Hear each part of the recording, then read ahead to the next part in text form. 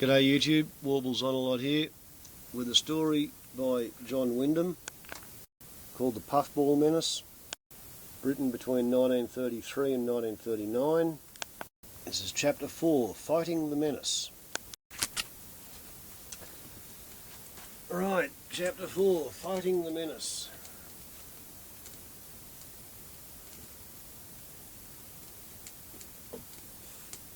Yes, my boy, said Mr. Waite, we certainly owe our escape to you. You seemed so positive about the danger that I did a bit of investigating. Poked about a bit among the local officials. It was old Inspector Roberts who gave me the tip. He's always considered himself in my debt over that matter of his boy, Mr. Waite said.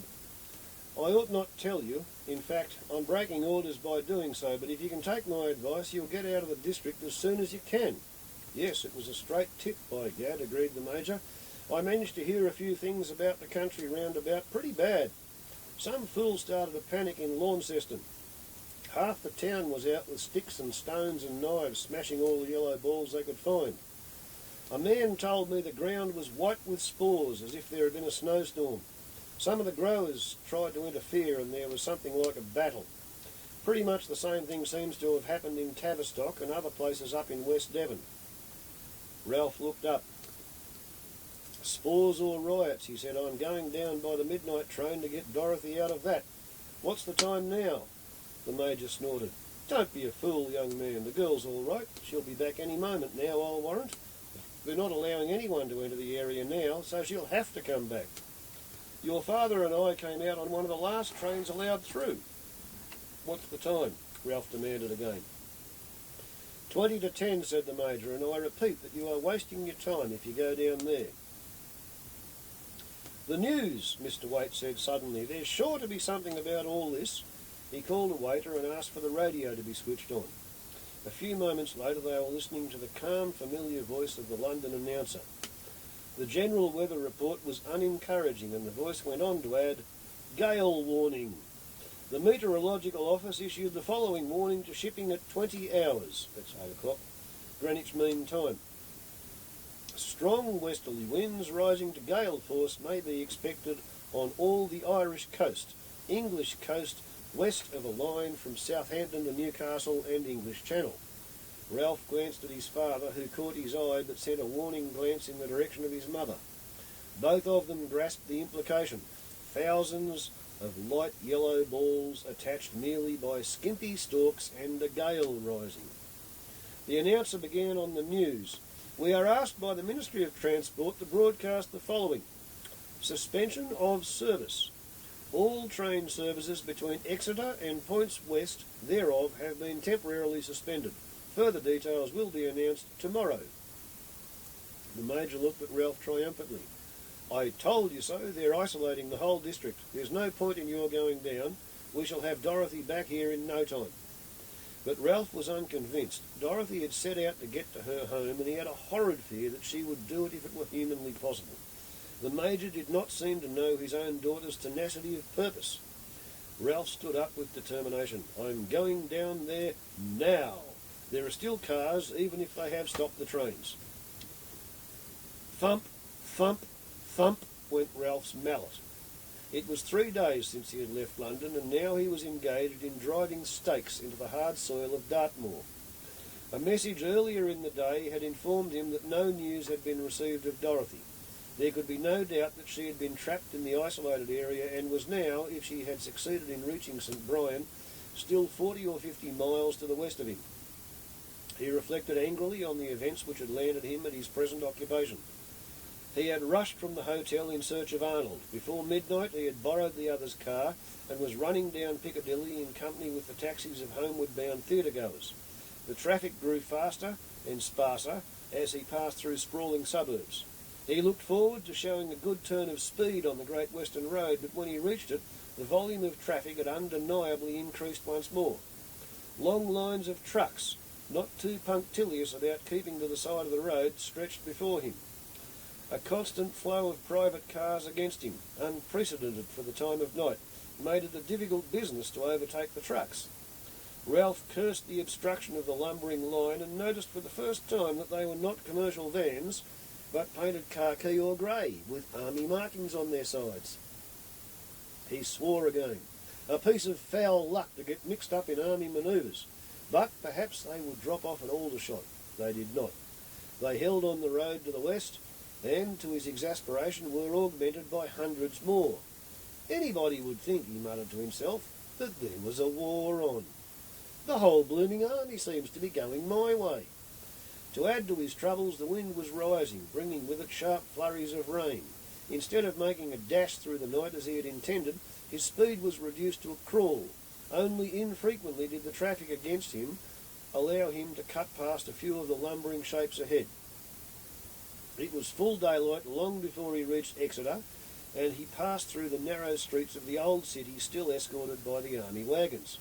2 miles beyond the road he was blocked by a barricade. Sentries with fixed bayonets were assisting the police to turn back all private cars. The representatives of both forces were equally unmoved by his offers of money or his loss of temper. "It's no good making a fuss, young fella," advised a police sergeant. "If I'd been taking money today, I could have made my fortune and retired on it. You get back home now." There had been nothing for it but to turn his car round and drive sullenly back to Exeter. There he munched a necessary though unappreciated meal while he decided on the next move. No private cars along here, the policeman had said, but the trucks were going through, those same damn trucks which had hindered him all night, hundreds of them. They were passed without question and, moreover, without a search. It ought to be possible to jump one and stow away. After a number of uncomfortable miles, the truck stopped. The tailboard was lowered. "Here you go, come out of it," demanded a voice. A hand fastened firmly onto Ralph's collar and dragged him painfully from his hiding place amid wooden stakes and rolls of barbed wire. He landed among a group of men under the command of a sergeant. The latter came close to him, his pointed moustaches adding ferocity to his expression as he shouted, "What the fucking blazes do you think you were doing in that fucking lorry?" I'm just assuming that's what the big long blank line is supposed to mean. The officer to whom he was taken heard him out and then regarded him seriously. "I like your spirit," he said, "but just listen to me a minute. You seem to know something of the situation, but you're tackling it the wrong way. It's no good you're going over there," he waved his hand to the west. "You couldn't do a damn thing if you got through except to make yourself another victim. Your young girl doesn't want you to die. You know, if you give it a bit of a moment's thought, that she'd be far prouder of you for helping to fight this stuff and beat it, for helping to blot the damn growths out and make thousands of people safe. But she's... And don't you realise that from the body of every man who dies out there, more of the yellow balls grow? If you go out there, you'll not only be helpless, but you'll be giving your body to feed them. No, my lad, your job is to help us fight against the menace. This is a state of emergency, and we need all the help we can get. What about it?" Ralph at length consented, though not with too good a grace. He knew the officer was right. It was his job to fight, not to throw away his life, but he didn't quite trust himself. Some time the urge to find Dorothy might prove too strong for him. His working partner's voice broke in on his thoughts. "What do you say to a cigarette, mate?"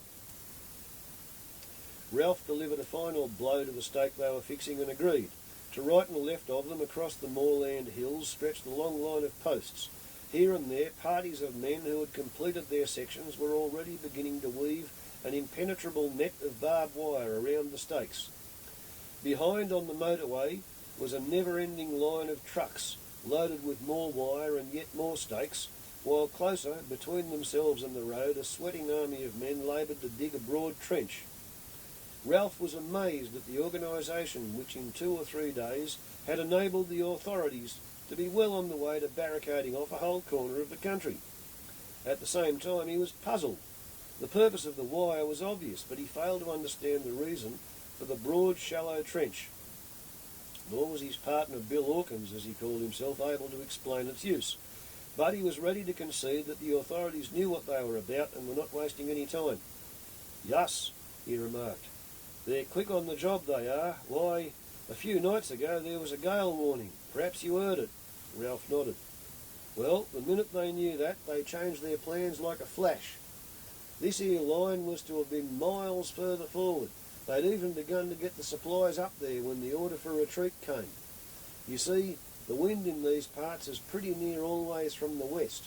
That's what got 'em scared, the idea of this stuff being swept right across the country. If it's true what they say about some fella a starting it on purpose, then he picked a likely place. However, the wind didn't come up to much after all. Most of them yellow balls just rolled a bit and then got stuck in the valleys and hollows and such like. Blamed lucky it was too. Then all this, Ralph indicated the defences, is in case a real storm comes along. That'll be the idea, Bill agreed. They smoked for a while in silence.